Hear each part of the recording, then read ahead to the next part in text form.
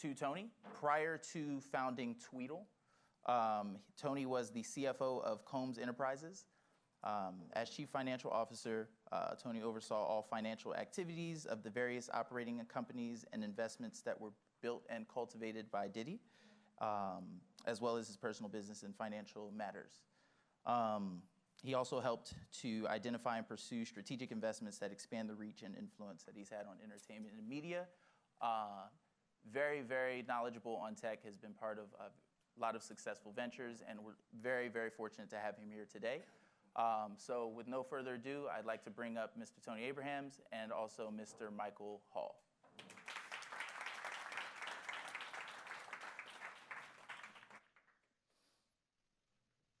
I supposed to sit down? Yes. Can we move the podium? Yes, absolutely. All right. Hello, everybody. Hello. What's up?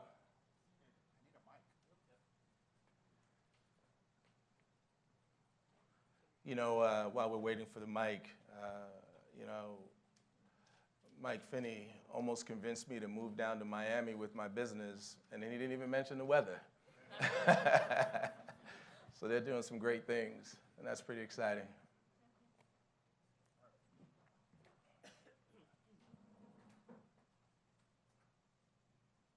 Hello? All right.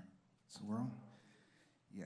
Y'all see what hustle is. You go from the camera to the stage and back to the camera. That's what you call a grind. How y'all doing this morning? How are y'all doing this morning? Y'all not representing Miami. We got Tony Abrams on the stage, and y'all ain't got no energy. It's past 9 o'clock. Y'all already beat the traffic. It's over with.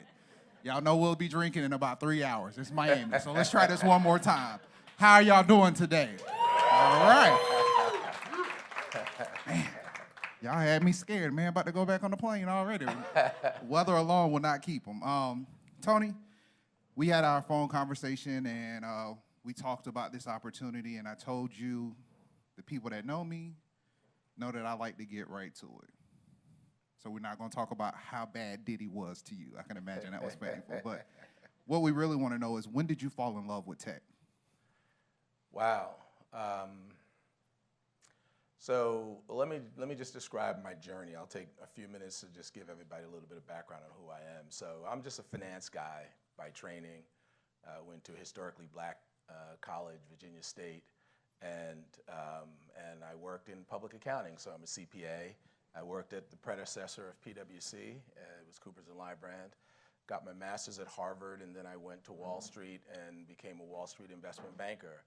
And I saw a bunch of different industries, and some of them were tech, and I started to get a little bit of a tech bug at that point in time. And then I left Wall Street and I went to Ernst & Young, and I co-headed healthcare and technology. And I felt like healthcare was going to take care of a lot of families, and technologies was going to feed a lot of families in the future. And those were two industries that I kind of fell in love with over the years. And then I had this amazing opportunity to go to Lucent Technologies to be their chief financial officer of their venture capital group. And our job was really to comb the halls of Bell Laboratories and identify technologies that were not being commercialized through their traditional business channels, and spin them out into startup companies using Lucent's money as the initial seed capital. So that was a really fun job because I'm meeting a lot of technologists who were part of a famed Bell Laboratories, like the largest patent producing organization, I think first or second to IBM, and at the time. And we were just identifying the coolest technologies in the world that were coming out of there. And so we had this great investment venture capital group. We invested like $250 million of Lucent's money. We generated about a 70% return on investment, and we brought in maybe $500 million of third-party investors alongside of us on some really cool initiatives. And Lucent had their woes, and we raised $180 million with a group out of England, and we bought our portfolio from Lucent, and we formed a venture capital group called New Venture Partners. And we took our show on the road, and we started partnering with research-intensive companies to spin technologies out of their research centers. And so we partner with companies like Motorola and IBM and Cisco and Intel and Lucent and others, and we're spinning technologies out of their research center. And now I'm just full on tech at this point in time. And we raised our fund. Our fund grew to about $750 million under management. And we were just tech investors. I sat on like 9 or 10 investment boards and learned a lot about what it takes to launch a tech company. And we were making a lot of money. And I think the exciting time was, our claim to fame was, our team sat down with a Bell Labs researcher, and I'm dating myself, so this goes back like 20 years. And so you were basically working when you were 7, because you look very young. We get it. So yeah, I'm dating myself, and it seems kind of funny today, but he says over lunch, wouldn't it be cool if you can connect your laptop to your corporate network remotely and not lose connectivity while driving down the highway at 70 miles an hour? Because at the time, you can connect to your corporate network, but you were tethered, right? You dialed in. And we thought, wow, that'd be really cool. You know, you could be productive while you're commuting in on a bus or a train to work, or while you're traveling and stuff. And we thought that'd be really cool. So he pulls out a napkin and he starts drawing lightning bolts and squares and triangles. And he says, this is how you have to manage packet data in order to do that. And so we thought that was really cool, and we seed funded that napkin, $5 million, using Lucent's money. See, John, it's not that hard to give people money. It's $5 million from a napkin. And it was other people's money too, which is kind of funny, right? And we brought in a professional management team. We brought in the engineering team from Bell Labs, and we raised about another $100 million with outside venture capital firms. And we grew that company over a few years, and we sold it to Qualcomm for $850 million. And that technology today is commonly referred to as 4G LTE. So we were at the beginning of Wi-Fi and didn't know it, right? We just thought it would be a cool little technology. And the reality is that Qualcomm really had miniaturization and mobilization as part of their core strategies. We were just talking about being able to plug a laptop and move around, right? But today, I'm much more mindful of what a big opportunity looks like and feels like from the start. So I have to tell you, you know, you tell yourself, because we have to prep for some of this stuff. I heard the story the first time, and it's like, oh, I got to act surprised when I hear it the second time. You still get chills when you hear it, because it's like, really, from a napkin, that's what you came up with. Yeah. But did you have any hardship of actually raising funds? We already know about what we see as issues with diversity and just the aspects of it. What were some of your hardships of actually raising funds? Wow. So many of you don't know, so to catch up, so at some point after like 12 years with this venture fund, I took a sabbatical and I moved to Atlanta and just kind of, you know, for like 5 years, just kind of reframed my whole thinking. And I got a call to come back and be the CFO for Diddy. And so I'm overseeing finance for all of his businesses and his personal finance. And for some reason, people felt like I was a music industry exec at that point. And, you know, and at that point, you know, like this is 2013, so Bad Boy was a catalog. You know, he was doing Ciroc and Revolt and Sean John and other things and making money. And music was just sort of a catalog at that time. And so I never saw myself as a music exec. But everybody else did, and during we had a lot of music events because Revolt was music, so I was at a lot of music conferences. I met everybody in the music game, and but young people were coming at me, asking me for advice in their music careers, and I'm just Tony, right? So you know, in their mind, I guess they felt like they got a big connect, like this is the CFO for Diddy. And I felt their passion, and all I could say was, if I were you, I'd pursue a new passion. Because music is hard, and it's, you know, I didn't even hear the music. I'm just slaying their dreams, and you're dead to me. Just go ahead and do something else with your life. Yeah, and one day I woke up in the middle of the night, like just at 3 o'clock in the morning, like, oh wow, I gotta facilitate their dreams, and that passion just fueled in my heart, and I said, I have to leave and solve their problems. And so I started formulating this idea for my company called Tweedle, and made the decision to leave Diddy in 2017 to launch as a seasoned older gentleman. I'm going to go out and be this tech entrepreneur and raise some money. And I had a big ambition because I think the platform that we're trying to do is as big as what Black Men Talk Tech is trying to do. And you know, sometimes you have to embrace the bigness of your problem. And so I needed $2 to $3 million. So I quit my job, and now I got to raise $2 to $3 million. And we had lots of problems because I felt like I knew every Black wealthy investment banker, lawyer, whatever in New York, and I'm going to go out and raise $3 million with all my buddies, and we're going to have this Black-owned tech firm, and we're going to go out and do this. And then you start making the phone calls, and they Realization sits in at that point. and they don't respond, and you realize that just because somebody has money doesn't mean they want to give it to you, right? And it's just true, and you can't even be mad at that because we all spend our money the way we want to spend our money.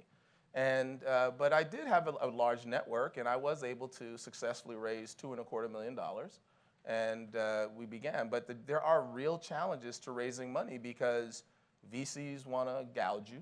You know, they want to say, oh, your business is worth $2 million, and we'll give you $1 million, and we own half the company. And you know, if they invest at all, it's a hard grind. Like, and people look at you differently I believe, as an African American entrepreneur. So you know, it seems smart, but I don't know. And sometimes I feel like if I was blonde-haired and blue-eyed, I would have raised $3 million, you know, a lot faster, and you know, my A round would be a lot easier, and you know. Or you would have got $1.7 billion for messing up a company and been told to exit.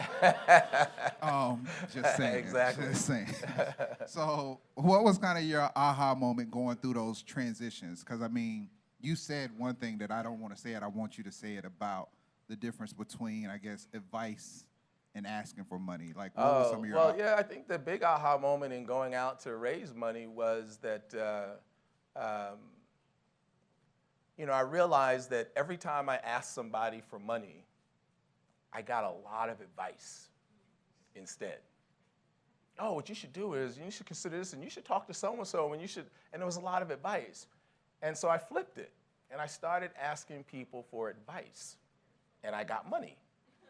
So I would call somebody up, and it's like, man, I need to pick your brains on something. I'm working on this project, and I just want to pick your brain. And I would just spend time before meeting the person. What advice am I seeking from them? Because you can get advice from, if they're a smart person and somebody you know, there's something they can advise you on. I would like frame it around the advice. Yeah, I'm launching this new company, and here's what it does, and da-da-da-da, and I start going down this thing, and what would you do? And they're like, wait, so you're trying to raise money? And I was like, no, that's not why I'm here. Like, listen, no, don't change the subject. I really need your advice on this. You know, and literally, like, they felt like they were being left out. Like, no, like, so, but I can invest, right? And that's how I raised $2.25 million, asking people for advice. So stop asking people for. It's kind of like, you know, trying to get somebody to follow you on Instagram, right? People ain't gonna do what. Don't like my photos, share my pictures. People don't like to be told what to do, but everybody wants to feel like they can add value, and they don't want to miss out on some experience or something. So FOMO is a big thing, and I just went in and started asking people for advice and not money, and it piqued a lot more interest. And that was, I think, the aha moment for me. I need about 15 more minutes of content because you answered like 3 questions right there. What's one of the mistakes, though, that you feel you made that you learned the most from? Because a lot of people, it's easy to talk about your success, especially at a conference. Most people can talk about the success, but we rarely touch on what could be deemed as a failure or a pivot moment. So while building this new company, what do you think was one of the biggest lessons you learned from either a mistake or just either a missed opportunity? Yeah, you know, so I don't know if it's a mistake yet. That's even better. Right. So now we can document this. But it does contribute to the challenge, right? Like, the problem that I'm solving is big. And I'm building a music social network, right, to democratize new music discovery. And it's a wide open space. It's a very big proposition. And on the one hand, on the other hand, so people gave me $2.25 million, and for most people, they think, you give me $2 million, I can give you a profitable company, right? And so part of me wants to say, could I have taken baby steps and tried to create revenue more sooner and so on? And I don't know. I mean, like Facebook didn't make revenues, until they were like, they were getting a lot of money in there, right? To build the community. It's an expensive proposition.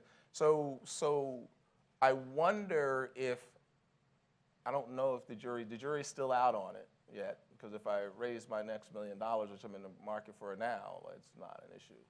I mean, I think in this room, we would say the jury is already that you're successful because you already have the ambition to try, because enough people have forgiveness of failure and they're still deemed successful. Right. So I don't think you have to wait for that jury. I think in here, right, if we had to judge it right now, we would go ahead and deem it successful, correct? You've raised the money. You've already accomplished what most people can't accomplish. Yeah, but we broke now, man. I need another, It's like, you can fall real fast. But you know what? At least you got to chase the dream. Yeah, you're most right about people, that. most You're people right are here about that. not even willing to chase the dream. They get scared before they chase the Yeah, dream. a lot of my friends tell me, they said, man, I'm 58 years old, and I left my company. You're what? Yeah. Nah. Yeah, I'm an old man. Yeah, man. Young heart, boy. That's Yeah, right. so I left my company at 50. I left Diddy at 56 years old to start a new company, and they're like, what? Like, and let's face it, like I haven't had a W-2 in like 2 years, man. That's real. My wife is like, so when's Tweedle gonna pop, right? Everything's on hold. Like, so we ain't going on vacation. Like, we ain't The yacht become a boat. The boat becomes sitting riverside. I And just sold my cars. I'm Ubering around. Like you start making changes in your lifestyle just to, But I think that's pursue the important for dream. everybody to hear, because you Yeah. got to know the sacrifices it makes to chase a dream. Yeah. Because most people will probably think, okay, you work for Diddy and you're doing this, but you're living plush. Right. Not realizing no matter where you stand in life, you're still going to have to make You got to sacrifices. make those sacrifices, yeah, and they're real.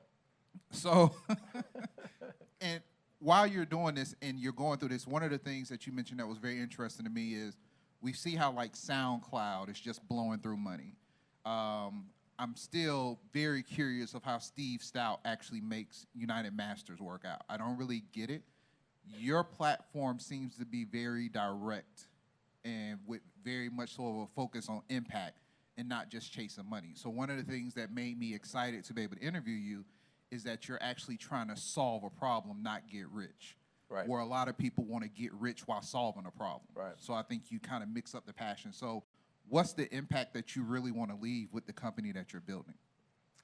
Well, music is like, we learn at a very early age to support the arts, right? Music programs are like the first things that get cut when school budgets are tight, and we talk about support the arts, right? And then you graduate high school having, grown up in the arts, and you don't have a platform to monetize your passion. Right, and so, there's a stat out there which I found the most alarming, is that 99% of all new music goes unheard at a time when information is everywhere, right? And this was the aspiring artist problem. Like, I got this dope music, and I can't get it heard. I don't have the access to the gatekeepers. I don't have the resources, I don't have the connections, but I got this dope-ass music. And that, to me, I think,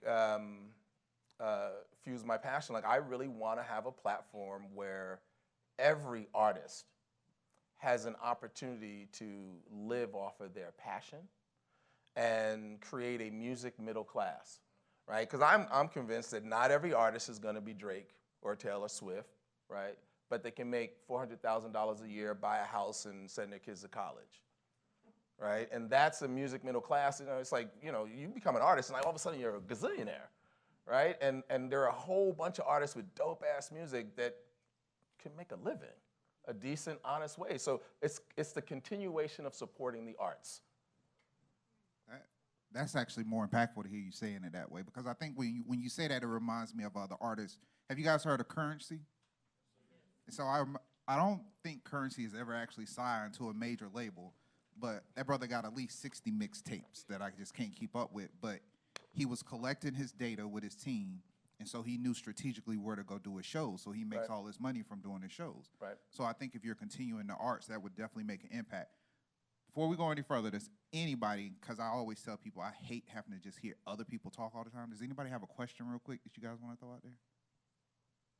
Go ahead, Morris. Go ahead. Yeah, so, you know, about 10 years ago, of all the companies raising seed angel funding, about 10% of them were generating revenue. So 90% of them was just a team and a dream. Today, that number is closer to 55, 60% generating revenue at angel and seed rounds. So when we're looking to raise funds and the investors have some sort of key performance indicator that they want to look to say, well, is your company really making it? What key performance indicator do you think they're looking for at Tweedle, which is like a pre-revenue company? Yeah, that's a great question. So for me, right, in building a music social network, the first thing I had to do is aggregate music. So the key performance indicator for me is, am I attracted, is our platform attractive to new artists? And we set some goals, and we thought, wow, like if we can get 1,000 artists on this platform and they can upload 2 songs each, like that's 2,000 songs of content.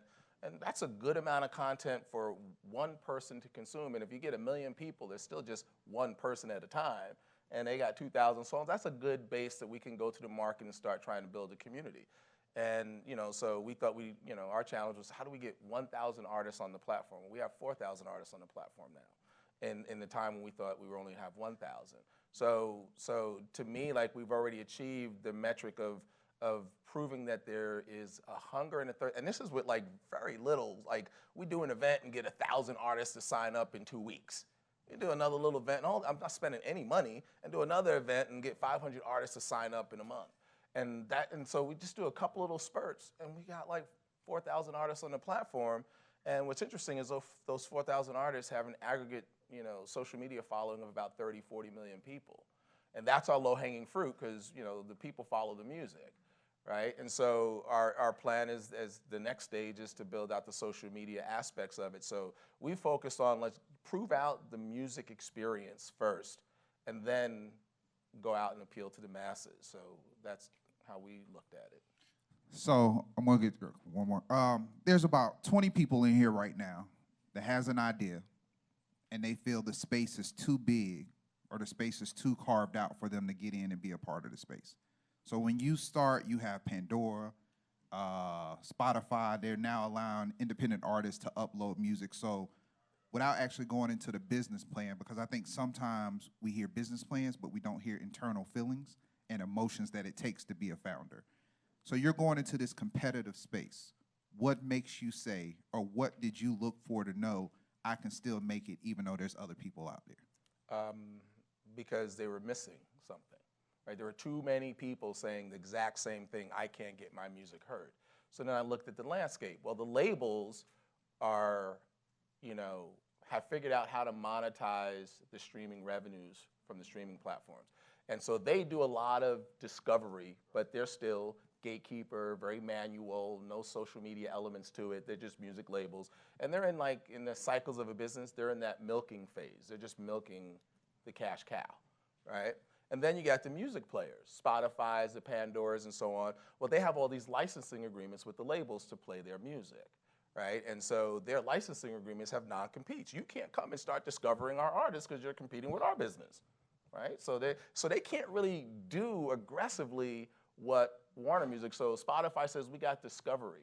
You're discovering most of the time an established artist that you just haven't heard before. You're not discovering that new artist, right? And so you like Drake, so maybe you might like Future. Wow, I never heard of Future. It's that kind of thing. And they're programmed to stream the songs of the most popular artists. So when I looked at the landscape, well, the labels are up here doing discovery, but they're not really doing social networking. The music players are not, so they're like listening devices, and they can't really do discovery by contract and legalities. And then you got the social networking platforms like Instagram, Facebook, and YouTube nibbling around the edges opportunistically saying we can help you with music discovery because people are putting their music there, right? And so you have this big old space, and it's really about how you define your marketplace positioning. Where are you fitting? What, you know, and so in that music social networking space for new discovery, there is nobody. So it's really about carving out the niche and understanding where you sit in a crowded field. Understanding the niche in a field. Right. And while still understanding the total landscape of the field itself. Right. Okay, go ahead.